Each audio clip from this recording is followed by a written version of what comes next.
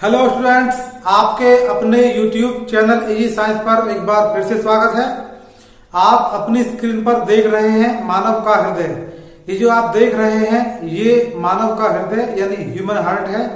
देखिए किस प्रकार से ये कार्य करता है। तो इसी के संबंध में आज का हमारा टॉपिक रहेगा परिसंचरण तंत्र क्या होता है, इसमें हृदय की क्या भूमिका होती है, हृदय के कौन कौन से पार्ट होते हैं, धमनी और सिराएं क्या होती हैं, इनमें क्या अंतर होता है तथा बाईपास सर्जरी क्या होती है। हृदय से जुड़े हुए सभी महत्वपूर्ण बिंदुओं पर आज हम चर्चा करने वाले हैं। बने रहिए आप मेरे साथ वीडियो को बिना स्किप किए। तो चलिए बिना देर किए शुरू करते हैं आज की इस महत्वपूर्ण वीडियो को।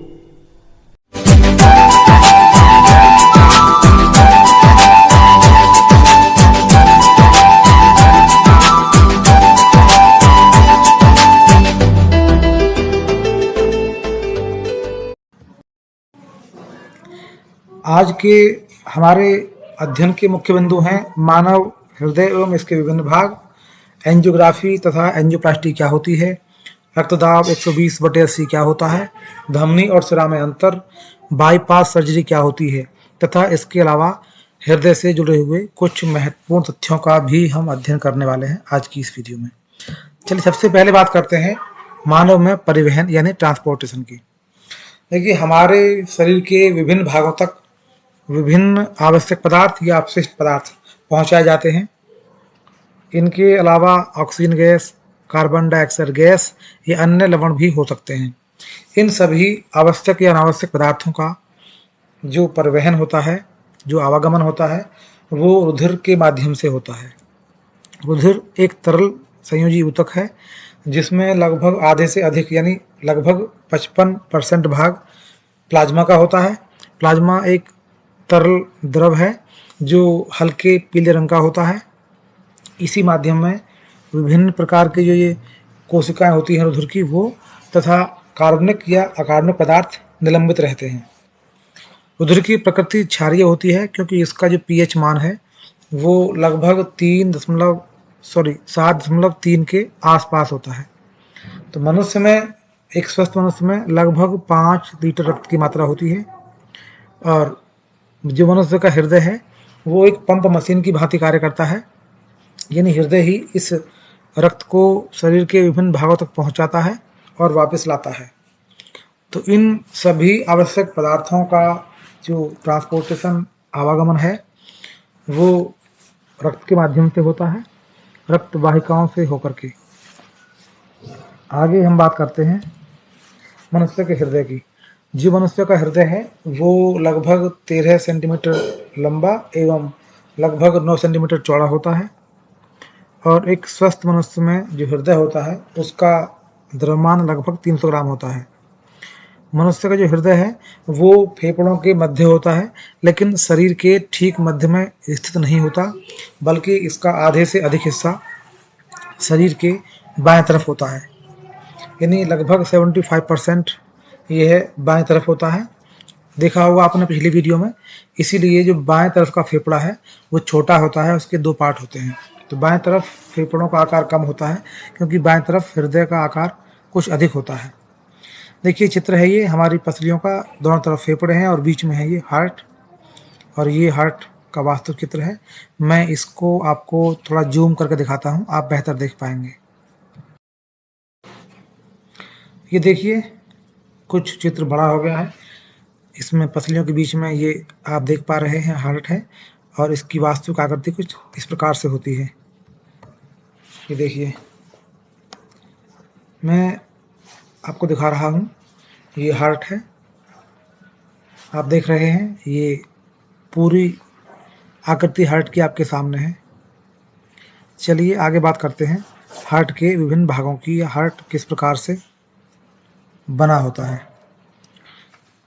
देखिए जो मनुष्य का हार्ट यानी हृदय है वो एक बंद मुट्ठी के आकार का होता है और इस हृदय में अंदर जो होते हैं वो 4 चैम्बर यानी 4 कक्ष होते हैं, यानी इसके आंतरिक जो भाग हैं वो 4 होते हैं मुख्य रूप से।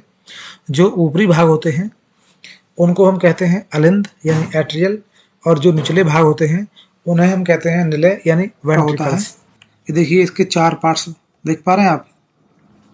जो येलो कलर की बाउंड्री से दिखाया गया है, ये 4 चैम्बर हैं, यानी 4 वेस्म हैं। तो इसमें जो ऊपर के हिस्से होते हैं दोनों, इनको बोलते हैं अलिंद, और जो नीचे वाले हिस्से हैं इनको बोलते हैं निलय। ये जो हिस्सा है ये दाएं तरफ का है, इसलिए इसको बोलते हैं दायां अलिंद, इसको दायां निलय। और ये जो हिस्सा है ये बाएं तरफ का है, ये हमारे हार्ट का हमारी बाएं तरफ का हिस्सा है, इसको बोलते हैं हम बायां अलिंद, इसको बोलते हैं बायां निलय। देखिए यहाँ निलय और अलिंद के बीच में है, और ऐसा ही यहाँ वाल्व है। ये जो वाल्व हैं दोनों, ये हृदय को केवल एक ही ओर जाने देते हैं, यानी दाएं तरफ जो ये वाल्व है, ये हृदय में जो रक्त है उसको केवल अलिंद से निलय की ओर ही आने देता है, वापस नहीं जाने देता। इसी प्रकार यहाँ भी यही काम होता है।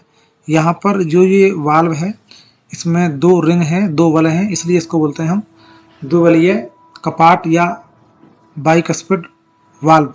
इसको बोलते हैं हम त्रिवलीय कपाट या ट्राइकस्पिड वाल्व। वैसे संयुक्त रूप से इनको हम बोलते हैं एट्रियो वेंट्रिकल वाल्व, क्योंकि ये एट्रियम और वेंट्रिकल के बीच में है, इसलिए इसको बोलते हैं एट्रियो वेंट्रिकल वाल्व। इन दोनों को संयुक्त रूप से, अलग अलग इसको बोलते हैं हम बाइकस्पिड, इसको बोलते हैं ट्राइकस्पिड वाल्व। देखिए वाल्व की अगर हम बात करें तो वाल्व होता क्या है।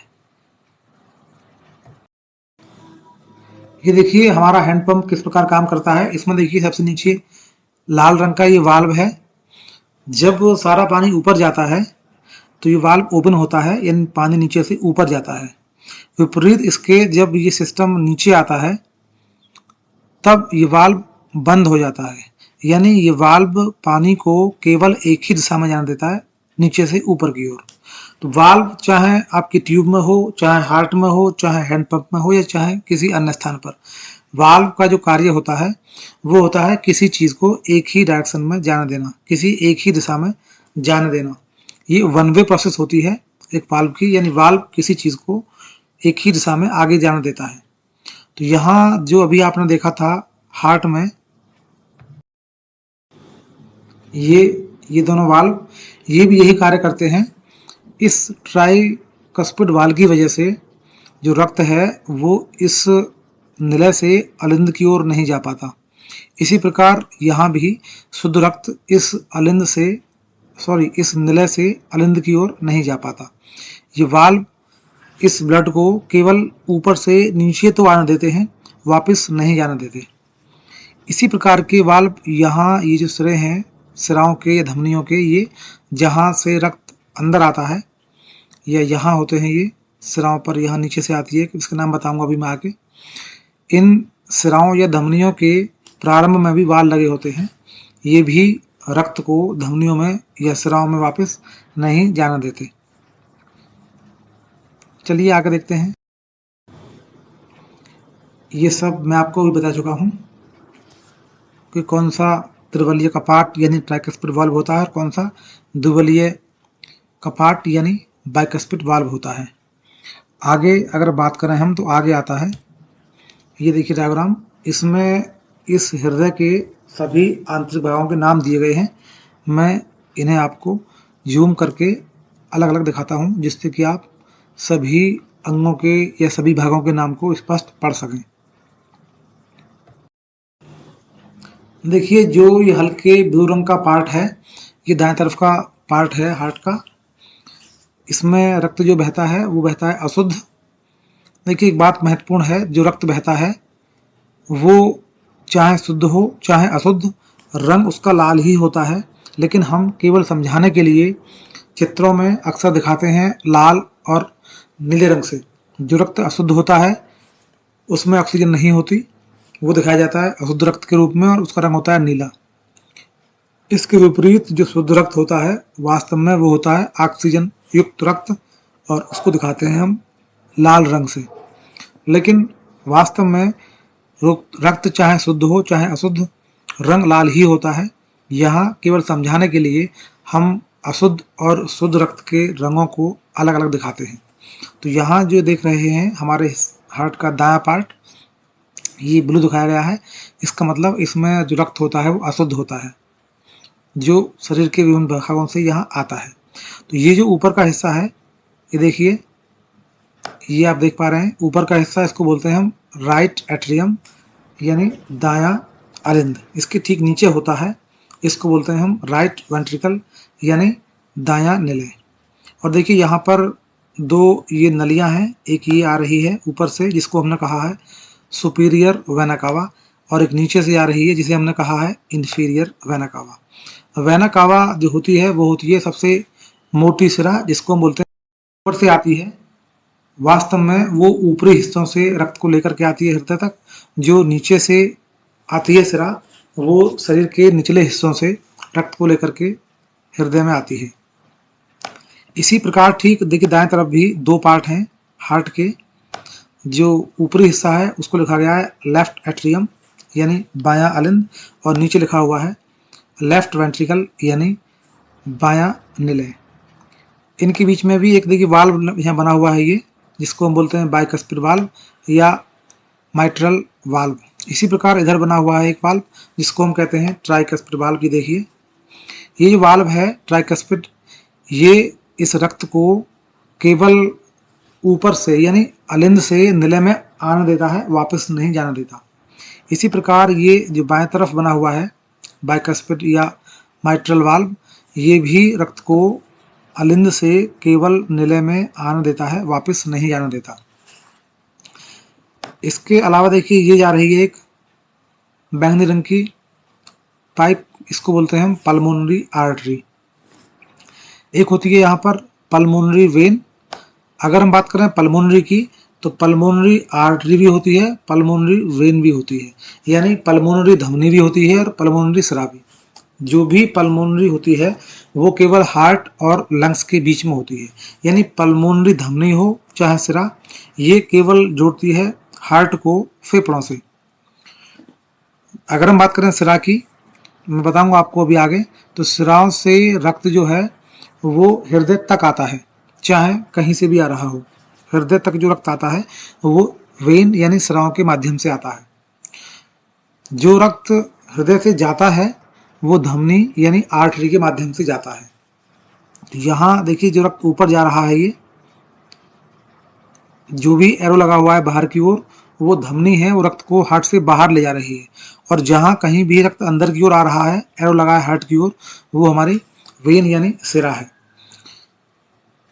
और देखिए जो पार्ट है इसके हार्ट के आप देख रहे हैं, ये बाहर होती है एक लेयर, इसको हम बोलते हैं पेरिकार्डियम।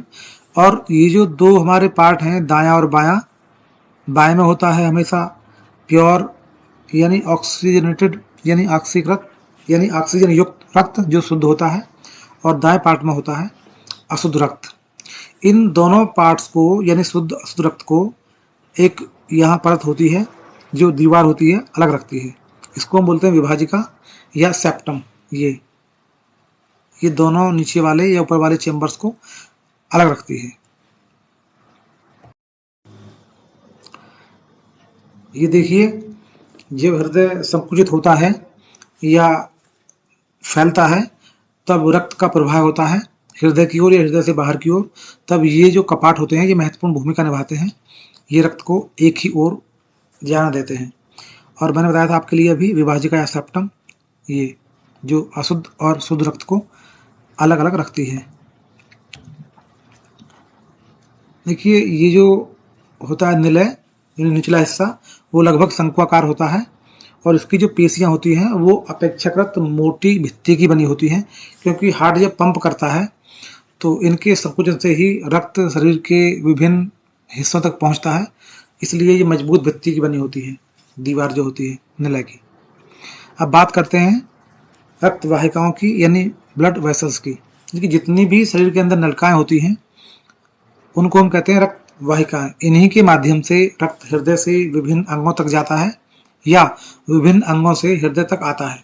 इसी के आधार पर हम इन वाहिकाओं को मुख्य रूप से दो भागों में बांट सकते हैं। नंबर एक होता है सिरा, मैंने बताया था आपके लिए अभी, जो भी नलिका शरीर के किसी भी भाग से रक्त को हृदय की ओर या हृदय तक लाती है उसको हम कहते हैं सिरा। सिरा जब सबसे मोटी होती है हृदय के पास तो उसको बोलते हैं वेना कावा यानी महासिरा। आगे चलकर ये कुछ पतली हो जाती है, अन्य भागों में बढ़ जाती है, तब इसे हम बोलते हैं सिरा। और आगे चलने पर अंतिम सिरे पर जाकर के ये बहुत बारीक केस नलियों की भांति हो जाती है, जिन्हें हम बोलते हैं कैपिलरीज। देखिए यहाँ इस चित्र में देख रहे हैं आप, दो रंगों से दिखाया गया नलिकाओं को। कुछ नलिकाएं लाल हैं, कुछ नीली। जितनी भी रक्त नलिकाएं लाल रंग की हैं, उन सभी में जो रक्त है वो हृदय से अंगों की ओर जा रहा है। इसके विपरीत जो नलिकाएं नीले रंग की हैं, वे सभी रक्त को हृदय के अलग अलग अंगों से शरीर के अलग अलग अंगों से हृदय तक ला रही हैं। देखिए एक महत्वपूर्ण बात, जब रक्त हृदय में आता है तो हृदय से पहुंचता है फेफड़ों में। फेफड़े इस रक्त को शुद्ध कर देते हैं। शुद्ध करने के पश्चात ये रक्त वापस हृदय में आता है। जब रक्त हृदय की ओर आता है तब वो सिरा यानी वेन्स से ही आता है। यानी कोई भी नलिका जो रक्त को हृदय की ओर लेकर के आती है उसको हम कहते हैं सिरा यानी वेन्स। तो जो भी रक्त फेफड़े से हृदय तक आता है वो शुद्ध होता है, लेकिन आता है सिरा के माध्यम से, क्योंकि हृदय को जो भी नली रक्त लेकर के आती है उसे हम सिरा कहते हैं। तो यहाँ पर जो रक्त आता है फेफड़ों से हृदय तक वो सिरा के माध्यम से आता है, लेकिन जो रक्त आता है वो अशुद्ध नहीं बल्कि शुद्ध होता है। इसलिए ये एक अपवाद है कि पल्मोनरी सिरा में शुद्ध रक्त प्रवाहित होता है। शुद्ध इसलिए है कि वो हृदय तक आ रहा है फेफड़ों से। फेफड़ों ने उस रक्त को प्योरीफाई यानी शुद्ध कर दिया, और फेफड़ों से हृदय की ओर आ रहा है। इसलिए हृदय की ओर जब भी रक्त आता है हमेशा सिरा से होकर आता है। तो ये यहाँ अपवाद होता है कि पल्मोनरी सिरा में जो रक्त बहता है वो शुद्ध होता है। चलिए आगे बात करते हैं। आगे आता है धमनी। जो भी रक्त नलिका रक्त को हृदय से बाहर कहीं भी ले जाती है उसको हम कहते हैं धमनी या आर्टरी। तो अमूमन जो भी रक्त हृदय में आता है फेफड़े से वो प्योरीफाई शुद्ध होता है, तब हृदय उस रक्त को शरीर के सभी भागों तक भेजता है, यानी धमनियों में शुद्ध रक्त प्रवाहित होता है। लेकिन जो रक्त अशुद्ध आया था सबसे पहले हृदय में, हृदय ने उसको भेजा फेफड़ों के पास। फेफड़ों तक जो रक्त गया वो गया धमनी के माध्यम से, लेकिन वो रक्त शुद्ध नहीं था, अशुद्ध था। इस प्रकार जो रक्त जाता है हृदय से फेफड़ों तक वो जाता है धमनी के माध्यम से, लेकिन रक्त होता है अशुद्ध, और उस धमनी को हम कहते हैं पल्मोनरी धमनी। तो इस प्रकार ये एक अपवाद होता है कि पल्मोनरी धमनी में बहने वाला रक्त अशुद्ध होता है, न कि शुद्ध। और इसको समझिए विस्तार से इस चित्र की सहायता से। सबसे पहले ये देखिए आप सारांश के रूप में कि ये जो कैपिलरीज हैं ये हमारे शरीर के सभी अंगों में हैं। यहाँ रक्त का उपभोग होता है, यहाँ से जो शुद्ध रक्त था उससे ऑक्सीजन कंज्यूम कर ली जाती है, और ये अशुद्ध रक्त के रूप में हृदय की ओर, देखिए जो नीले रंग का रक्त है वो पहुंच जाता है यहाँ सिराओं से हमारे हृदय में। जो भी रक्त हृदय की ओर आता है वो सिराओं से आता है। ये रक्त आ गया हमारे हृदय में यहाँ। अब देखिए होता क्या है, इस रक्त को हृदय भेज रहा है फेफड़ों के पास प्योरीफाई करने के लिए, शुद्ध करने के लिए। यहाँ से ये जो हमारा लंग्स है, जो फेफड़ा है, ये इस रक्त को शुद्ध कर देता है, और शुद्ध करने के बाद भेजता है वापस हृदय में। यहाँ हृदय इस शुद्ध रक्त को भेजता है शरीर के बाकी हिस्सों में। इस प्रकार ये चक्र चलता रहता है, यानी पूरी बॉडी से रक्त आता है नलिकाओं के द्वारा हृदय के पास, हृदय भेजता है उसको शुद्ध करने के लिए फेफड़ों के पास, फेफड़े भेजते हैं वापस शुद्ध करके हृदय में, फिर हृदय से जाता है बाकी सभी अंगों में, और अंगों से फिर वापस आता है। तो यहाँ जो बहुत महत्वपूर्ण बात यह है कि जो भी नलिकाएं इन फेफड़ों और इस हृदय के बीच होती हैं उनको हम बोलते हैं पल्मोनरी। अगर वो धमनी होगी तो बोलेंगे पल्मोनरी धमनी, अगर वो सिरा होगी तो बोलेंगे पल्मोनरी सिरा यानी पल्मोनरी वेन। अब धमनी और सिरा में बहुत सिंपल सी बात है, अगर रक्त जा रहा है हृदय से बाहर की ओर तो धमनी होगी, अगर रक्त आ रहा है बाहर से कहीं से भी हृदय की ओर तो उसे कहेंगे हम वेन यानी सिरा। तो यहाँ इस चित्र को और थोड़ा ठीक से देखिए जाने के लिए नली एक नहीं होती, मैंने केवल समझा दिया है सिंपली। नलियां दो अलग अलग होती हैं क्योंकि दो फेफड़े होते हैं। कुछ इस प्रकार से देखिए, वही चित्र है, थोड़ा सा और स्पष्ट कर दिया है। यहाँ से रक्त जाता है अशुद्ध हीरा वेन के माध्यम से, ये पहुंचता है हार्ट में। हार्ट से पहुंचता है दो पार्टों में आगे। जैसे ही हार्ट से बाहर होता है तो ये नलका दो भागों में बट जाती है, एक जा रही है दाएं तरफ, दूसरी जा रही है बाएं तरफ। क्योंकि दो लंग्स होते हैं तो ये रक्त दोनों नलिकाओं से दोनों फेफड़ों में अलग अलग पहुंच जाता है। उसके पश्चात ये जो लंग्स हैं इसे करते हैं प्योरीफाई, शुद्ध कर देते हैं। शुद्ध करने के पश्चात देखिए ये नलका रक्त को यहाँ से भेज रही है, इधर भी आ रहा है रक्त। मैं थोड़ा जूम करता हूँ आपको ताकि बेहतर दिख सके। ये देखिए, ये देखिए बेहतर दिख पा रहा होगा आपको। ये रक्त जो ब्लू है वो शुद्ध नहीं है, हृदय में आता है, हृदय से बाहर निकलता है, जैसे ही दो भागों में बट जाता है अलग अलग दोनों फेफड़ों के लिए। फेफड़ों से जब शुद्ध हो जाता है तो वापस आता है एक ही स्थान पर। ये देखिए यहाँ से भी आता है, यहाँ हृदय के इस चैम्बर में बाएं तरफ के अलिंद में, और यहाँ से भी। तो यहाँ महत्वपूर्ण बात यह है कि जो भी रक्त हृदय की ओर आता है वह सिरा से आता है, जो हृदय से बाहर जाता है वो धमनी से जाता है। लेकिन जो रक्त हृदय और फेफड़ों के बीच जा रहा है, जो जा रहा है हृदय से, वो धमनी में जा रहा है, लेकिन रक्त अशुद्ध है, ना कि शुद्ध। इसके विपरीत जो रक्त आ रहा है शुद्ध होकर के, ये आ रहा फेफड़ों से हृदय तक, वो रक्त तो शुद्ध है लेकिन हृदय की ओर आ रहा है, इसलिए वह सिरा में आ रहा है। तो जो पल्मोनरी सिरा होती है उसमें बहता है शुद्ध रक्त, जो पल्मोनरी धमनी होती है उसमें बहता है अशुद्ध रक्त। ये एक अपवाद होता है। यदि पल्मोनरी की बात आए तो समझ जाइए कि रक्त का आदान प्रदान हृदय और फेफड़ों के बीच है। चलिए आगे बात करते हैं धमनी और सिरा में अंतर की। तो धमनी और सिरा में देखिए अंतर क्या होता है, मैं थोड़ा जूम करता हूं, आप बेहतर इसको नोट कर पाएंगे।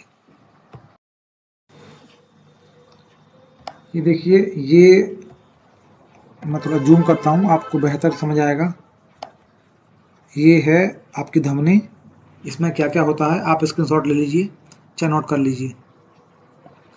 और ये है आपकी सिरा, देखिए इसमें क्या क्या होता है, इसको नोट कर लीजिए। चलिए आगे चलते हैं। अब बात करते हैं हृदय की क्रियाविधि की। देखिए हृदय जो काम करता है वो पंप की भांति कार्य करता है।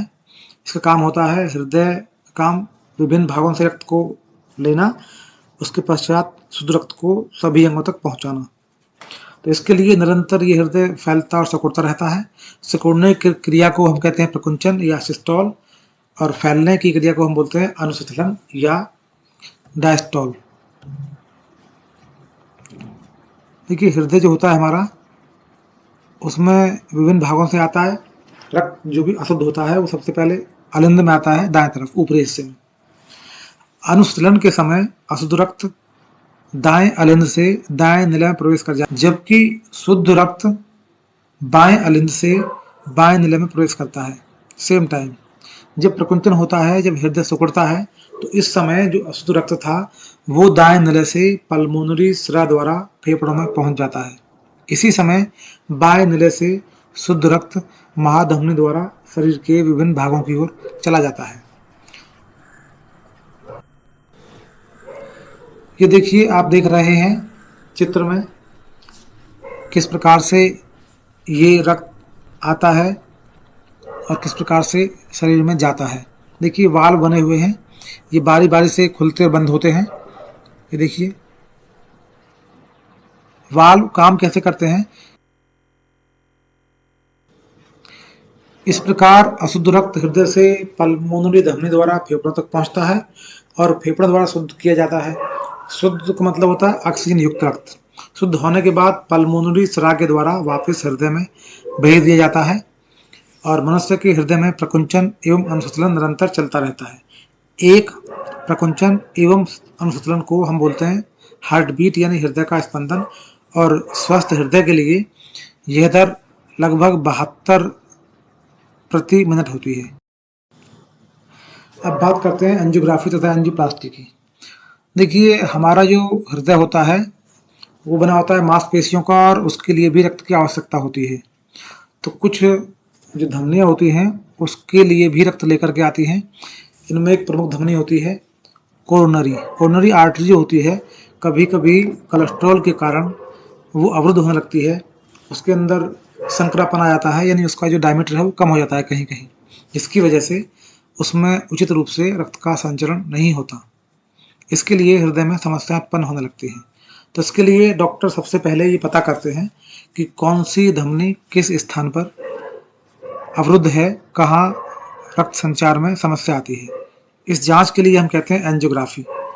और इसका जो ट्रीटमेंट होता है, जो सर्जरी होती है, इसको बोलते हैं एंजियोप्लास्टी। देखिए इसमें होता क्या है, ये देखिए ये हमारा हार्ट है और ये उस हार्ट की कोई एक धमनी है जो रक्त ले जा रही है हार्ट के लिए। और ये इस स्थान पर देखिए, यहाँ पर ये दिखाया गया येलो रंग से, यहाँ इस धमनी के अंदर कोई कोलेस्ट्रॉल की वजह से इसका व्यास कम हो गया है और यहाँ प्रॉपर तरीके से रक्त का संचार नहीं होता। तो यहाँ जो ये समस्या है इसका निराकरण कई तरीके से होता है। उसमें एक तरीका होता है एंजियोप्लास्टी। इसमें एक कैथेटर होता है, एक वायर, उसको प्रवेश कराते हैं किसी भी शरीर के अंग से, बाजू से या जांघ से, जहाँ से भी उचित होता है। ये देखिए कुछ इस प्रकार से, ये देखिए यहाँ से एक कैथेटर यानी एक वायर होता है, बहुत फ्लेक्सिबल लचीला, उसको डालते हैं हम धमनी से और वो धमनी के रास्ते पहुँच जाता है हार्ट में यहाँ। इसके बाद देखिए इस वीडियो में क्या होता है। देखिए सबसे पहले ये वायर पहुंचता है उस अवरुद्ध स्थान पर और इस वायर के सिरे पर एक बैलून होता है। बैलून दबाने से बैलून फूल जाता है, जिसकी वजह से यहाँ कुछ स्थान बन जाता है। पुनः इस वायर को निकाल कर दोबारा डालते हैं और दोबारा में इस पर लगा होता है एक स्टेंट, जो कि एक छल्ला होता है जाली का। स्टेंट डालने के पश्चात फिर से इसे फुलाते हैं। फुलाने के पश्चात बैलून को पिचका करके वापस निकालते हैं तार को, स्टेंट यहीं रह जाता है।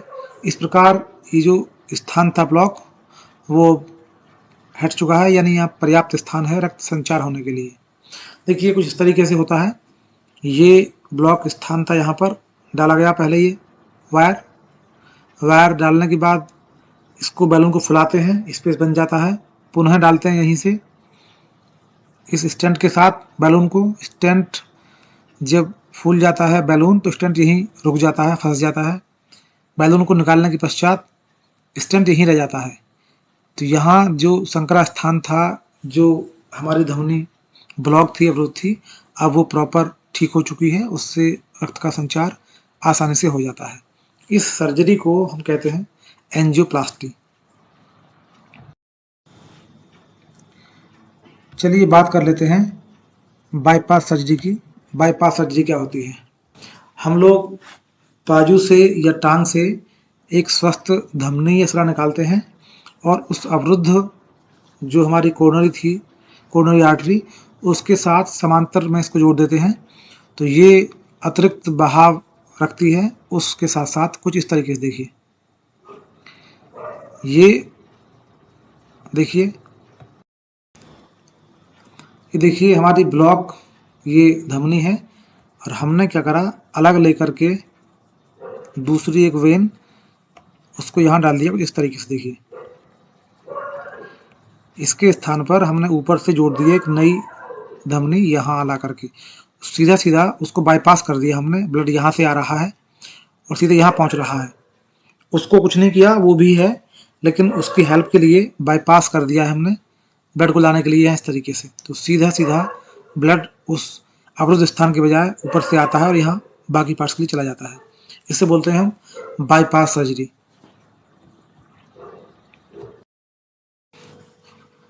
रक्तदाब क्या होता है? देखिए हृदय के द्वारा जो रक्त पहुंचता है विभिन्न भागों तक, इसके लिए रक्त दबाव डालता है। तो हमारी धमनियों की दीवारों पर दबाव लगता है प्रकुंचन के समय, वह सबसे अधिक होता है और वो होता है 180 मिलीमीटर पारे के दाब के बराबर। इसके विपरीत अनुस्थलन के समय ये सबसे कम होता है, जो होता है 80 मिलीमीटर पारे के बराबर। तो इस अधिकतम और न्यूनतम दाबों का जो अनुपात होता है, इसको बोलते हैं हम रक्तचाप या रक्तदाब। ये होता है स्वस्थ व्यक्ति के लिए 120/80। यदि ये इससे अधिक होता है तो रक्तदाब हमारा उच्च होता है, जिसे हम उच्च रक्तचाप भी कहते हैं। यदि ये इससे कम होता है तो हम इसको बोलते हैं निम्न रक्तदाब। पेसमेकर क्या होता है? देखिए, पेसमेकर एक मशीन होती है कृत्रिम, एक डिवाइस होती है, इलेक्ट्रिक डिवाइस।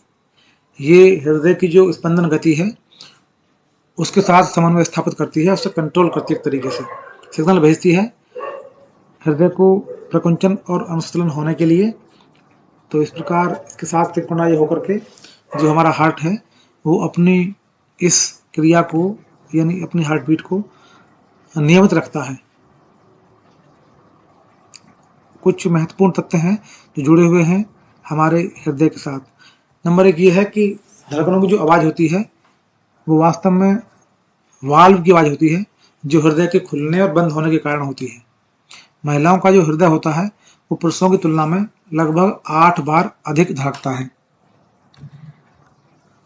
जो पहली हार्ट सर्जरी हुई थी ओपन, वो 1893 में हुई थी, जो अमेरिका के हृदय विशेषज्ञ डॉक्टर थे डैनियल हेल विलियम्स, उनके द्वारा की गई थी। हमारा जो हृदय है वो बहुत प्रेशर से ब्लड को पंपिंग करता है। यदि हार्ट को बाहर निकाल दें तो ये जो रक्त है वो लगभग 30 फीट ऊंचाई तक जा सकता है। जो रक्त नलिकाएं होती हैं, धमनियां और सिराएं शरीर में, वो बहुत बड़ी मात्रा में होती हैं। यदि उन सबको हम आपस में जोड़ दें तो उनकी लंबाई लगभग 1 लाख किलोमीटर से अधिक हो जाती है। 1 लाख किलोमीटर बहुत बड़ी लंबाई होती है अपने आप में। स्टेथोस्कोप जो होता है उससे हम दिल की धड़कन की आवाज़ सुनते हैं, जो अक्सर डॉक्टरों के गले में दिखाया जाता है। इंग्लैंड के चिकित्सक थे विलियम हार्वे, उन्होंने ही रक्त परिसंचरण की खोज की थी। रक्तचाप यानी ब्लड प्रेशर को जो मापने का यंत्र होता है उसको हम बोलते हैं स्फिग्मोमैनोमीटर। यदि ये वीडियो आपको अच्छी लगी हो तो वीडियो को लाइक और शेयर कीजिए। यदि आप इस चैनल पर नए हैं तो चैनल को सब्सक्राइब कर लीजिए, जिससे कि इसी प्रकार की अन्य महत्वपूर्ण वीडियो के लिंक भी भविष्य में आपको लगातार मिलते रहें। वीडियो को देखने के लिए आपका बहुत बहुत धन्यवाद।